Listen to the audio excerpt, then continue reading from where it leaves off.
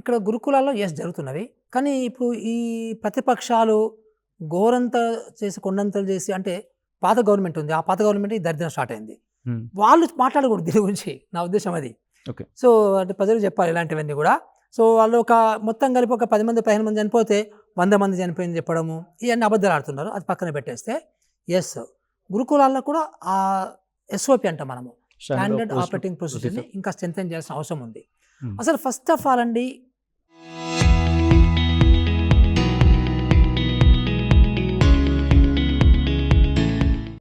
అంటే గురుకులాలు ఇంకా ఎక్కువ మల్టిప్లై చేయకూడదు, ఇంకా ఉన్న వాటిని ఆపేయాలి. సో దట్ ఈస్ వాట్ మేము రికమెండ్ చేస్తాం స్ట్రాంగ్గా. ఎందుకంటే గురుకులాల్లో పిల్లలు తల్లిదండ్రులు ఎందుకు పంపిస్తున్నారంటే యాక్చువల్గా సో అక్కడ ఏదో ఫుడ్ ఇంట్లో లేక పంపటం లే వాళ్ళు.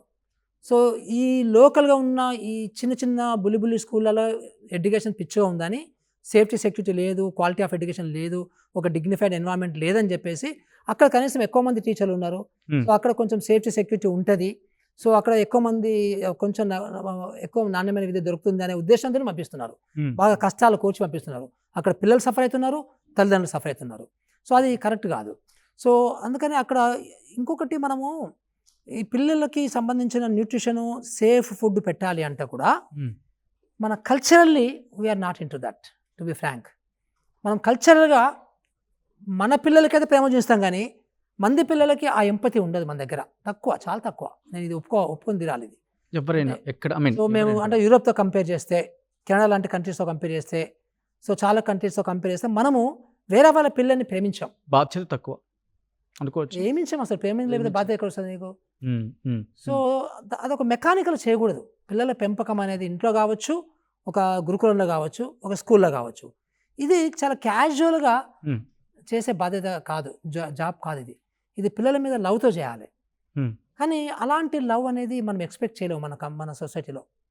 అందుకనే గురుకులాలు అనేది నేను కరెక్ట్ కాదని చాలా గంటపదంగా చెప్పగలుగుతున్నాను. సో దాంట్లో ఉన్న ప్రాబ్లం చాలా ఉన్నాయి అందులో. సో ఇప్పుడు ఉన్నటువంటి గురుకులాలు, వర్జనల్ గురుకులాలు స్టార్ట్ అయింది బాగా పేదవాళ్ళ గురించి.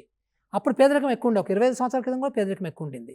ఇప్పుడు అంత పేదరికం లేదు మన దగ్గర, తగ్గుతుంది పోతుంది కదా. అందులో ఇప్పుడు రూపాయికిలో బియ్యం వచ్చిన తర్వాత అసలు ఫుడ్ సెక్యూరిటీ అనేది ఇష్యూయే కాదు. తర్వాత వేజ్ రేట్లు కూడా కొంచెం పెరిగినవి. సో కొంచెము మన వెల్త్ పెరుగుతుంటే ఆ ట్రిక్లింగ్ డౌన్ ఎఫెక్ట్ కొంత వచ్చింది, ఇంత రాలే కానీ కొంచెం వచ్చింది. సో దానివల్ల కొంచెం ఫుడ్ సెక్యూరిటీ మనకి అడ్రస్ అయిందనమాట. సో ఇలాంటి సిచ్యువేషన్లో మనము అలాంటి ఒక ఆర్టిఫిషియల్ సిచ్యువేషన్స్ గురుకులాల్లో క్రియేట్ చేయడం కరెక్ట్ కాదని నేను అంత అధ్యయనం చేసాక చెప్తున్నాను. ప్రపంచంలో మళ్ళీ అగైన్ ఎక్కడ లేదు ఇన్ని గురుకులాలు, పర్ క్యాపిటల్ గురుకులాలు ప్రపంచం మొత్తం ఎక్కడ లేవు. చైనాలో కొన్ని ఉన్నవి, అది కూడా ఓన్లీ ఎథనిక్ మైనారిటీస్ అంటారు. ఆ కొండ ప్రాంతాలలో అంటే పాతకాలంలో మన దగ్గర ఉన్నటువంటి ఎట్లయితే ఆదివాసీలకి ఎంత బ్యాక్వర్డ్నెస్ ఉండనో అట్లాంటి కొన్ని బ్యాక్వర్డ్నెస్ తక్కువ, ఒక 2% పాపులేషన్ ఎంత ఉన్నవి. సో అక్కడ కొంత కనబడే మనకి. సో నేను మొన్న వియత్నాం వెళ్ళొచ్చాం, వియత్నాంలో కూడా అంతే సేమ్.